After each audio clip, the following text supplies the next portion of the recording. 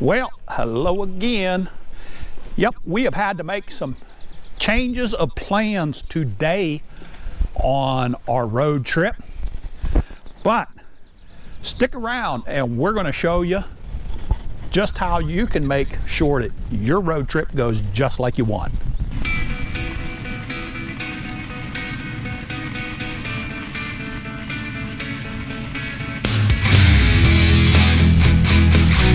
Well, hello again, Internet. Welcome back to the channel. Yes, sir. Yes, sir. We are up in West Virginia right now.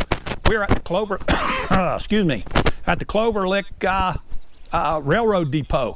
And the name Clover Lick comes from the first white clover found west of the mountains. Got a lot of coughing going on there. But the Clover Lick Depot, which is where we're at right now, I don't know how well you can see that, but that's where we're at, and we're going to ride this down to the Sharps Tunnel. It's only about a 6-mile ride down and then about a 6-mile ride back up grade. But as you can see, you've got some of your history and interesting things in the area on this Clover Lick area information sign. You've got, I did not know there was a lot of the great horned owl here. I just heard a bell. Somebody must have hit a bell. Hey, while you're here, hit that like, hit that subscribe. You know, it really helps us out. All right, so we're going to get started. Now, I'm going to tell you, I am here with the absolute queen of planning out a route, Michelle. Say hello, Michelle. Not a route, a destination. Hello, all. Okay. You're the route planner, man. Okay. But we are going to go ahead and get rolling here. Ah, good. I've got a little bit now. I got to tell you, the ride with GPS was not even showing nothing. We have zero signal around here. So, where are you at there, Michelle? I'm not seeing you in my mirror. This is... I went the wrong direction. Do what? Oh.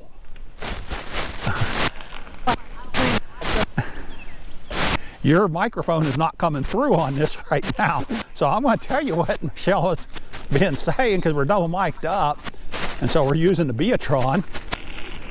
She headed the wrong way. She just said, well, that's why you do the planning. I just do the destination. So we've got to come back here. Here she comes. You there? Yeah. All right. That's a little more clear. So we're headed this way, dear. So what we're going to chat about a little bit while we're coming down this trail right here is what I thought we were going to do, and I think it would be interesting, is Michelle picked out this route, not the route, but the destination. This is where she said, hey, let's go ahead and go here. She also had a stop in Virginia on the way up here, and we had a great ride, several rides down there. Michelle? Yeah? How do you go about figuring out where we're going to go? Because, I mean, you do this all the time. You pick out the best places in the world for us to go and cycle. I mean, look at where we're at. Look at this river down on our left. Beautiful, absolutely beautiful. Okay, sorry. That's all right. I mean, a lot of times I do a lot of research on the internet. And in thinking about the way we like to bike, you know, we don't mountain bike. Well, I don't, but Blaine does, some. A little bit. Yeah, and so I keep that in mind, you know, and I go on to Google Maps and do a lot of research. And the Rail Trails website is a great starting point because they have all of the rail trails, and rail trails are generally, I don't know always, but they're generally what you see, what we're riding on right now. Easy, flat, nothing complicated, which always makes for a very nice destination point. And so, you know, starting with the rail trails, you kind of pick how far, you know, you want to travel. Like for us being in North Carolina, probably our our max, our shortest and our max is, you know, 2 to 5 hours traveling time from home. You mean to get to where we're going? Yes. Not the bike ride itself. Yes. You're talking about to pack up the car and go. Exactly. And, you know, I mean, unless you're going for like a week or two, and then that might increase a little bit. But, you know, with us owning the business like we do, realistically, taking a whole week off is difficult. There went a deer right up there. Yeah. And so, you know, that's kind of where I start. So I'll, with the consideration of that, I'll look on the map and, you know, any state that touches North Carolina, whether it be South Carolina, Virginia, Tennessee, Georgia, well, I don't know that Georgia touches us, but, you know, any of the states that touch us, I will keep that in mind as I'm looking on the rail trails. And then I pick which ones look interesting, and I go from there. You know, and when I finally wheedle it down to where we're going to go, I start doing some heavy research on the trails themselves to rule out anything that might be cumbersome or hindering, of course. What do you mean? Well, there's a trail not too far from here, and I can't remember the exact name of it. I think it was Monongahela Rail Trail or something. And it, you know, it talked about vista views and beautiful views and waterfalls. I mean, you know, waterfalls are right up my alley. But in doing more research, and more research means finding blogs and videos and and just watching all kinds of things. And I will mention one thing about blogs and reviews. Make sure you take note of the date of the review. Why? Because if it was 10 years ago, there's a very good chance that that trail may be abandoned, or it may, you know, the pictures that the blogger took may be like perfect, but then... Excuse me for just 1 second. Yes. I'm just tipping over here, looking at all this over this cliff coming off to our right. Man, I gotta tell you, this is absolutely beautiful down through here. And I'm sorry, I didn't mean to interrupt, but That's all right. I had to twist my body over there to the right to show that. Yeah, you like Chubby Checker, do the twist. Yeah, there you go. So, but anyway, you know, when you are doing research, consider the timeline of your research, because if you hit on a web page or blog that's 10 years old, and I think I may have mentioned this in a previous video, there's a very good possibility that that trail has changed, that trail has been abandoned, or that trail is no longer being kept up like it once was. That's actually a great point. And you might get there, and what you saw in that pretty picture is not the same pretty picture when you get there. It might look like weeds that Blaine, do the twist to the right. Blaine, do the twist to the right. It might look like that instead of what we're riding on, folks. So that's how I get, and this is not something I do for 5 minutes. You know, I spent several hours looking at things such as this. Okay. So I believe that answers your question, and probably then some. Yeah. All right, so do you want to get into, you know, this really is a subject that's going to be too long to actually just talk about in one video, everything. But we've got figured out how you're picking the destination that we're going to. What else goes into it, and is it, well, let me ask you this, is there anything else that goes into picking out a destination? There goes another deer. Well, I mean, you know, lodging, of course. Lodging, okay. You know, that was a hot topic for e-bikers not too long ago. I'm going to put a picture right here. That's where our e-bikes were at. That's where they spent their time. Now, is this something that you could kind of go over in, oh, I don't know, 10 minutes or less? Something like that, Michelle? Well, I mean, it wouldn't take me 10 minutes. Do what? It won't take me 10 minutes. Okay. I mean, all right. you know. So let's talk about how do you figure out where we are going to stay? And the reason I asked that is because that was a big topic of people saying, well, I can't put my bikes in the hotel. They won't allow e-bikes, and you know, it was a hot subject not too long ago for some reason. Well, I mean, you know, a lot of places are banning people from bringing e-bikes and or their batteries into locations. And I mean, by rights, it's their business and they're allowed to do as they choose, but I'm also allowed to spend my money where I choose. Thank you. And so for us, and this may not be a thing for everybody, but for me and you know, number one, I want the place that I'm staying to be near where we're going to be biking. Like, you know, with us staying in Marlinton, the trail is what? Oh my goodness. It's right out our back door. Yeah, it's 50 yards away at the most. Yeah, it's right out our back door, and so that's really nice. And when we stayed up in West Virginia last year, was it last year? I think it was. Yeah, it was probably last year up in Morgantown. We stayed at for the Decker Creek, and I forget the name of the other one. The Morgantown River Walk. Capertown. Capertown Trail. That's right. That's right. Trail.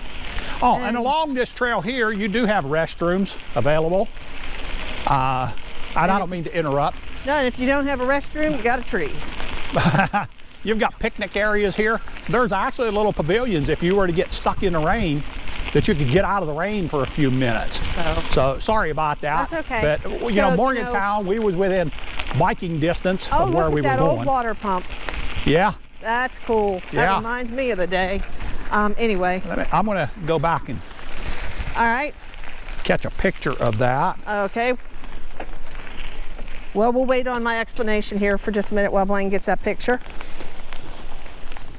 Not a picture, but I want to see what it says here.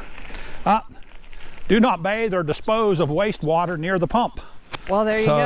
So that is a working pump. Yeah. I have to wonder if there wasn't at one point a water tower here for the railroad. Would be very, very curious to know if that was the case. So, because that looked like a pretty stout setup that would have actually filled up a water tank. But okay, sorry about that, Michelle. Now, where was I? You were talking about. Yeah. Yeah. You know, so it's always nice to be able to just kind of go out your back door and start riding. And so, having said that, the other thing for me is that you don't want, when you finally pick your place, and we stay at Airbnbs now, you know, as I said, hotels have become a little bit too complicated and stuff, and I'm still a germaphobe from COVID a bit, so I don't want to be around many people. But that's just me. I don't know that I would exactly call you a germaphobe, but you have been very careful throughout all of this. So, you know, I still go on that side. And it's nice to have your own space. So I go on Airbnb or VRBO and check out places near the area. And price is, of course, always an issue. I'm not spending thousands of dollars for some place, but you can always find a place pretty reasonable. Okay. Now, and it's always nice. Things to consider when we're getting a place. Number one, you don't want to be on the second floor with e-bikes. Good point. Good point. You know, a lot of times that you'll have a duplex or you'll have a condo, and you do not want to be on the second floor because then it becomes a real pain point to have to lug those bikes up and down. And so that's kind of my way I choose, you know, my specifications for choosing. Okay. And so we're talking location. Location is a primary thing. Yeah. everything what else, about... everything else for me is secondary above those. Yeah. Now, we're staying in Marlinton right now. Correct. On this trip right here. And it was not outrageously expensive because this is a small, but I'm going to say Marlinton is probably a tourist destination. One of the reasons is specifically for this this particular trail, but it wasn't real expensive. Now, what about some of the other places that we have been to? What do you do in these real tourist destinations? Because we've been to some of them that are really high tourist destinations, and we've stayed on the outside skirts of them. You know what I'm saying? Yeah, I mean, I prefer not to be around noise and crowds, you know. And not only that, the cost of it on them tours, because they figure you're willing to spend whatever on a vacation. Yeah, absolutely. So absolutely. If you get a few miles out of town, and we didn't e-bike here, but when we went to the Grand Canyon and out through New Mexico and up through Arizona and all of them, everywhere we stayed. But that wasn't when we were e-biking. You're right, that was not when we were e-biking, so no, you don't have to go back and look for the video on biking the Grand Canyon. But everywhere that we stayed was actually relatively inexpensive, but very nice.